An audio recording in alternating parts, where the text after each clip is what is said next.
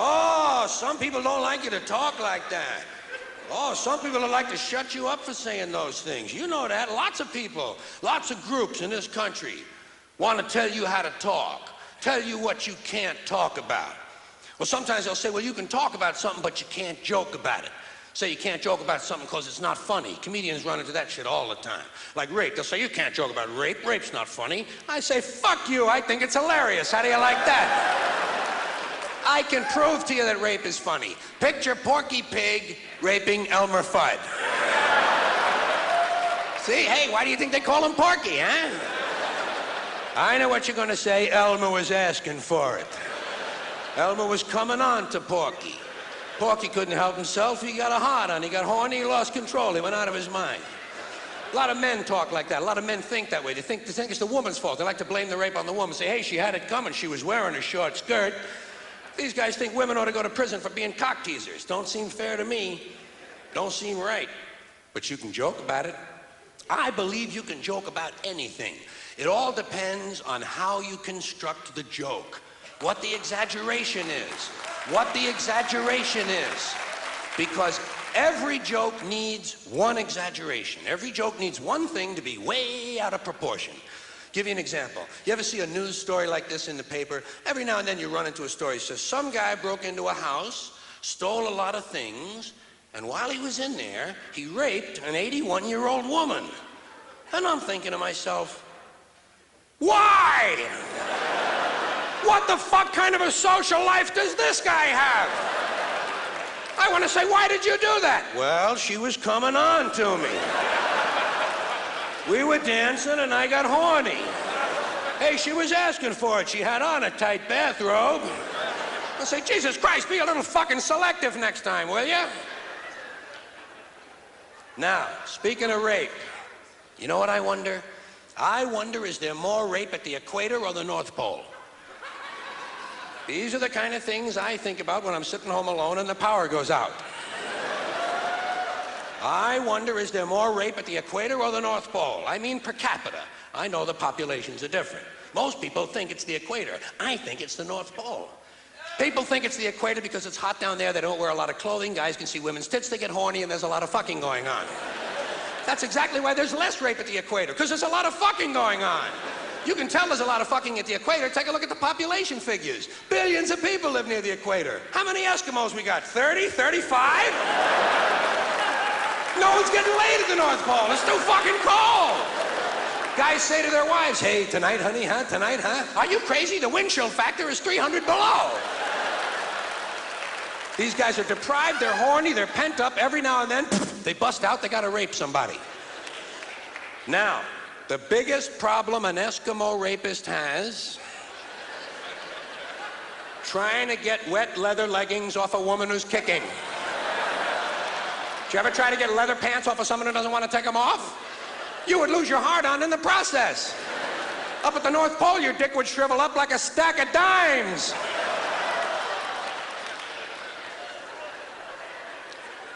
That's another thing I wonder. I wonder, does a rapist have a hard-on when he leaves the house in the morning? Or does he develop it during the day while he's walking around looking for somebody? These are the kind of thoughts that kept me out of the really good schools. Now I probably got the feminists all pissed off at me because I'm joking about rape. Feminists want to control your language. Feminists want to tell you how to talk. And they're not alone. They're not alone. I'm not picking on the feminists. They got a lot of company in this country. There's a lot of groups, a lot of institutions in this country want to control your language. Tell you what you can say and what you can't say. Government wants to tell you some things you can't say because they're against the law. Or you can't say this because it's against the regulation. Or here's something you can't say because it's a secret. You can't tell him that because he's not cleared to know that. Government wants to control information and control language because that's the way you control thought. And basically that's the game they're in.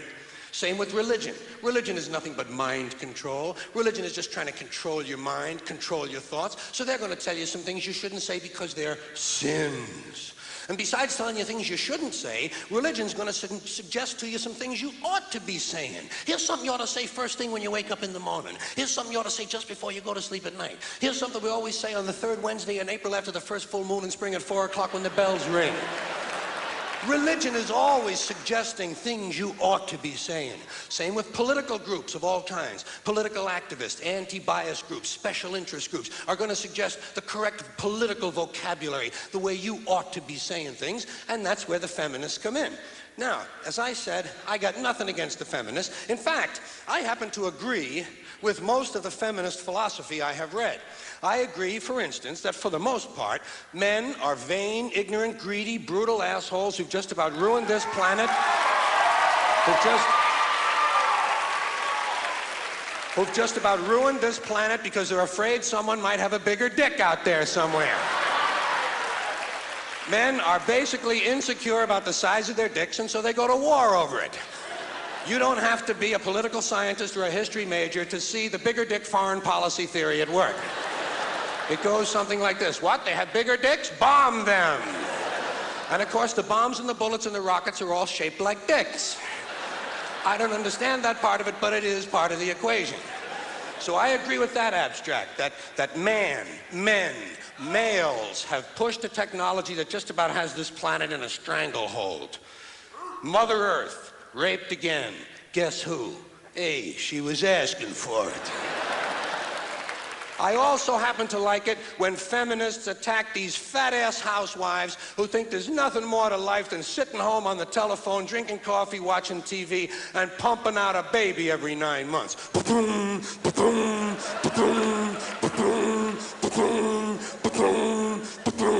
Will 7 be enough, Bob?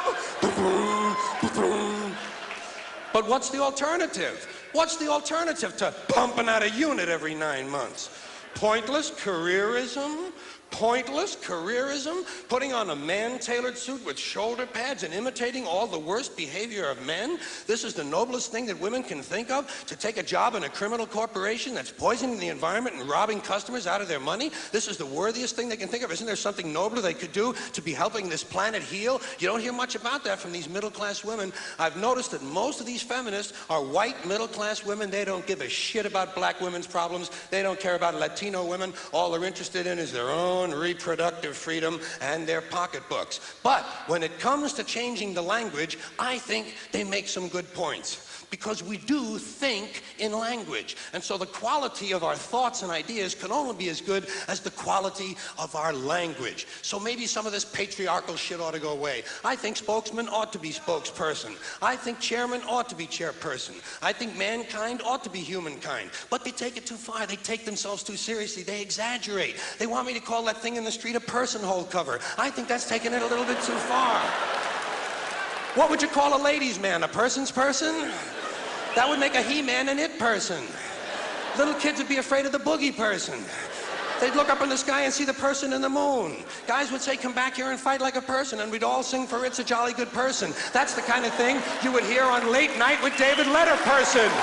You know what I mean? So,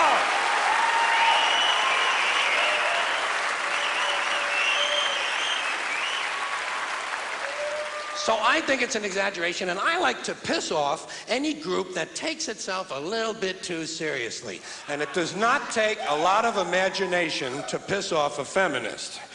All you gotta do is run into Now Headquarters or Ms. Magazine and say, hey, which one of you cute little cupcakes wants to come home and cook me a nice meal and give me a blowjob? Blowjob!